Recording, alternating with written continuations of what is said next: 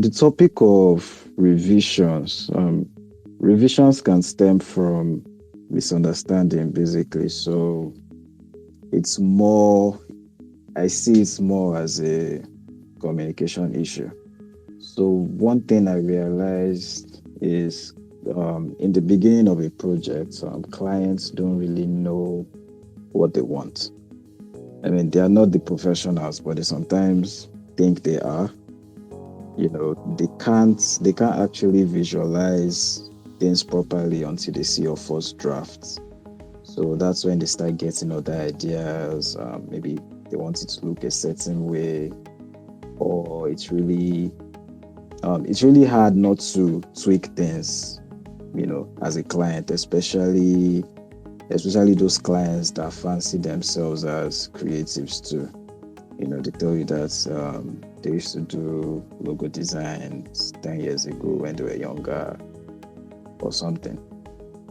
It's at that point where everything could turn upside down and scope creep starts to step in, or creeping. So we can most likely avoid, we most likely can't avoid scope creep anyway, but it can be managed with proper communication and a contract. And I'm sure we all know what scope creep is. If you don't, it's basically maybe at the beginning of a project, you decide with your client that you are going to do ABC, and when you turn in your project, they start requesting for like D and F and Z, and they tell you that, but you're supposed to do D, F, and Z now.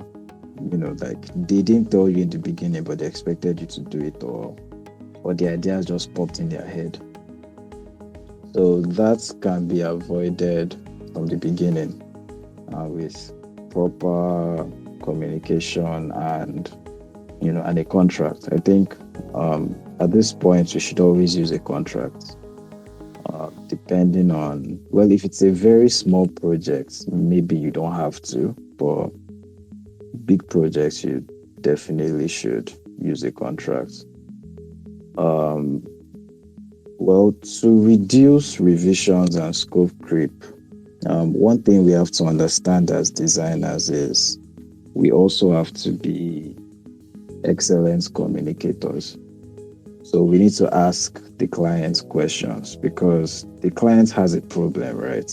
The reason they are coming to you with that problem is because they don't have the solution. So they don't have the answer to that problem. And it's our job as designers to ask them questions to make sure we are aligned and on the same page. In the beginning, you need to make sure you are aligned with your client. So make sure you cut off all chances of miscommunication, because if you don't communicate properly in the beginning, you might do something that your client doesn't want, and then you would have wasted a couple of weeks, and then that's when the revisions start to come in. But if you understand what the client wants right from the beginning, I mean, it's more difficult than we think, right? A client gives you a brief and they say they want A, but they might actually, what they might actually need is D. So it's your job to communicate to them that, or ask questions and, look for edge cases, and based on their answer, you can now determine what they want. So a lot of the mistakes that we make in the beginning is just doing what they want. They say, let's say I want a design and this is exactly how I want it to look. And then when you do it that way and they see it, sometimes it's not until they see it it's until they see it, that's when they will now know that, oh, it doesn't work. And then they will start asking for revisions. So to cut off the revisions drastically, you need to align almost perfectly with your clients. And if you do it this way, they would see you more as a professional, and you can even charge more because they would have learned a lot from talking with you and communicating with you. So with the question of how many revisions, whether it's one revision or two revisions, well, it's that one is totally up to you, right? You can decide to do three revisions. Me personally, I do two revisions, and then after that, if you want something more, then you definitely have to pay more for that. So that's why a contract is also important. I think I totally agree with Lena's point. As I said earlier on, as designers, like communication should be your number one skills. Being able to understand and assimilate exactly what the client wants, because the client has his or her own idea, right? But it's up to you, the designer, to understand exactly how that idea will be represented and put it out there for the client. Sometimes they may tell you what they want, but you need to also, in certain cases, you need to stand your ground and let them know that, okay, this the communication, basically the communication you had with the client. After like representing your idea, you need to let them understand the reasoning behind whatever you have. I never provide a solution to a client without explaining to them how I arrived at the solution. Nah, I never do that, because if you don't allow them, if you don't like explain or let them know why you arrived at this point, in my own understanding, I believe you would end up having more revisions as well.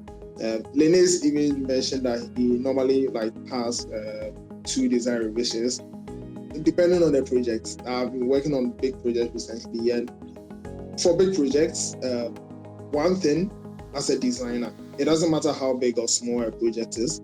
The first thing, I think there are three key things that you need to look at before going into an agreement with someone. Right. First thing will be a contract. Not a contract, but basically meeting up with the client and discussing whatever the client wants, right? You guys will have a discussion on it. And what I do is I tell the clients to basically have that idea documented, because I'll have that discussion with them and I'll tell them to document it themselves. After they are done documenting themselves, I'll also take that, go through, look at, and I'll go over with the clients again to make sure that what they want is that it's in there. Everything that they want is in there. That will avoid scope creep scenarios where you have like a contract which is supposed to, or a work which is supposed to take 2 weeks, probably taking like a month or even 2 months, which can happen. So having that done for the client and making sure that you go through that process with them. Even going through that process with them is also communication, right? You let them understand that, okay, yeah, in as much as the work is yours, or you are giving me the work to do, you are also part of the process. So then the next thing you will look at is I take that agreement, I take the requirements that we've agreed on, and I use that to draft a contract.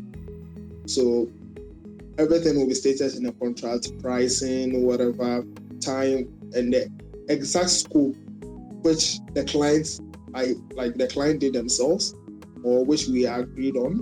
I will state everything in the contract, stating that, okay, this is what I'm supposed to do. If there's something extra, I add that. For me, small projects, I use 2 or 3 revisions. Mostly I hover around 3, depending on the size of the project itself. But for large projects, I limit it to 5. I never have scenarios where I have more than 5 revisions. And I haven't had also scenarios where I have to use I have to even use 3 revisions, because when you are doing the work, like involving the client in that particular process as well, also helps.